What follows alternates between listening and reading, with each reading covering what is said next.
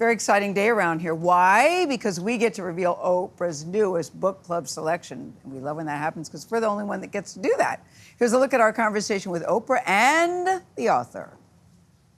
Only on CBS Mornings, and you know we love when this happens, Oprah. There's only one. You don't even have to say her last name. Thank you. Is here to reveal her newest book club selection. We always like to...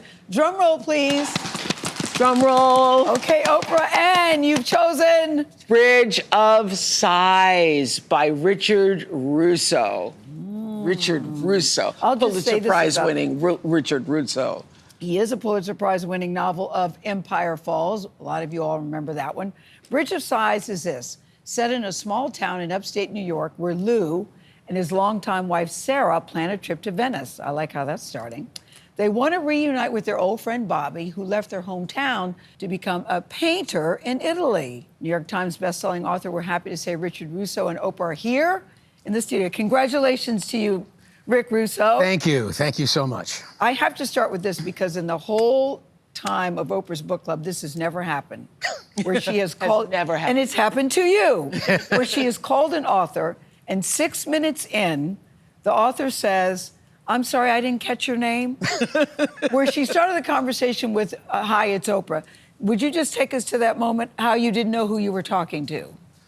Well, the lie that I was told was that Not I was... by me. I didn't point any fingers. Yeah. The lie that was told to me was that I was going to be talking with someone from Publishers Weekly about a new book of essays that I had coming out. And whoever was making the introductions, somehow or other, I came in late.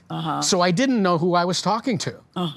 And it completely baffled me because whoever this woman was, she kept wanting to talk about a 20-year-old novel of mine called Bridge of Sighs. Yes, and you're like, why aren't we talking about my new book? I kept trying to get this person onto the subject that we were supposed to be, and she just wouldn't budge. I wouldn't budge. At one point you were saying, but my new book, and I said, I don't care anything about that. I don't care anything about that. I want to talk about Bridge of Sighs. Send us your name. It's Oprah. Oprah Winfrey. Oprah. Yes.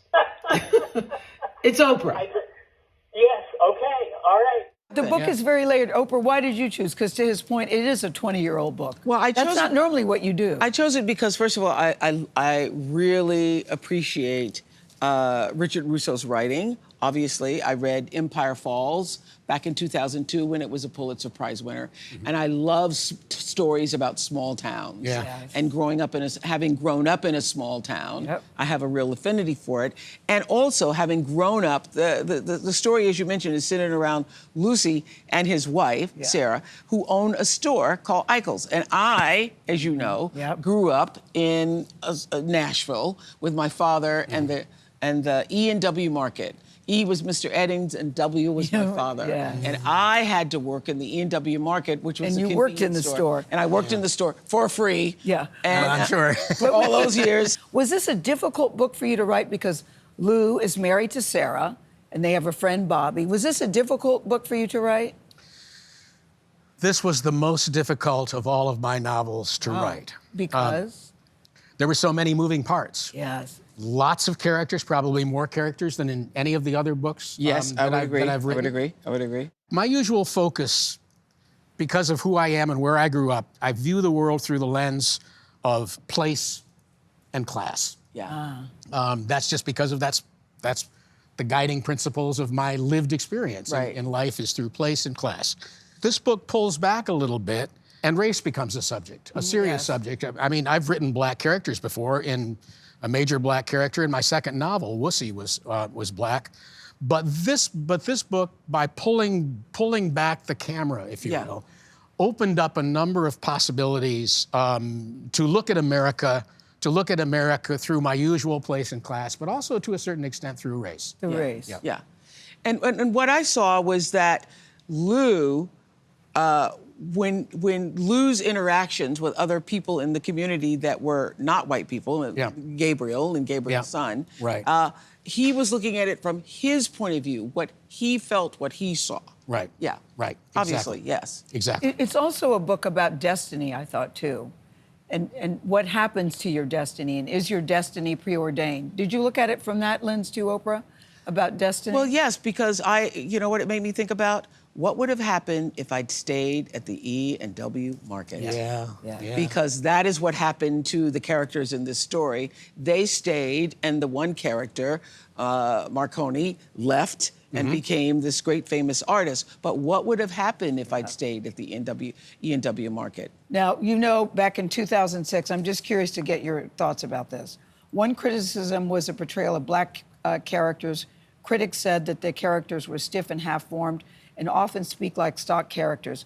When you think about that in a 2025 lens, is that something you think about, or is that something you dwell on, or did you even understand or were aware of the controversy? I wasn't aware of the controversy at all. Kind of surprised when it came up. There's almost, for a writer, there's almost no good way to respond to a comment like that, in the sense that you certainly don't want to be defensive. You don't want to say, "Oh no, I'm much better at that than people give me credit for." Yes. I don't see the margin in that at all. What I think it's about is that if you are a male writer, then anytime you're writing from the point of view of a woman, you're stepping out of your lived experience. You're trying to live somebody else's life. Empathetically, and so when you step out of your own lived experience to become a woman, I mean, one of my favorite characters in all of my work is Sister Ursula in a story of mine called The Whore's Child. Sister Ursula is an 80-year-old Belgian nun. Now, what business do I have, really, writing? I'm never gonna be a nun.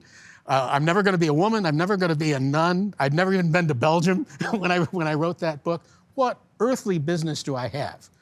And the only reason is I just loved her. Yeah.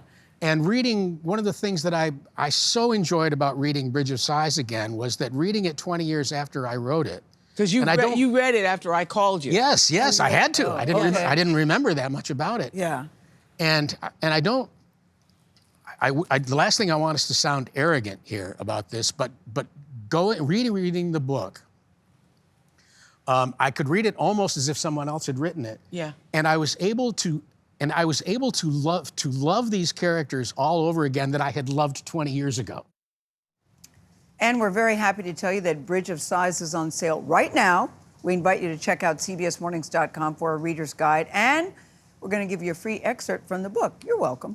And you can watch Richard Russo's conversation with Oprah on the Oprah podcast. It's available on YouTube or wherever you get your podcasts.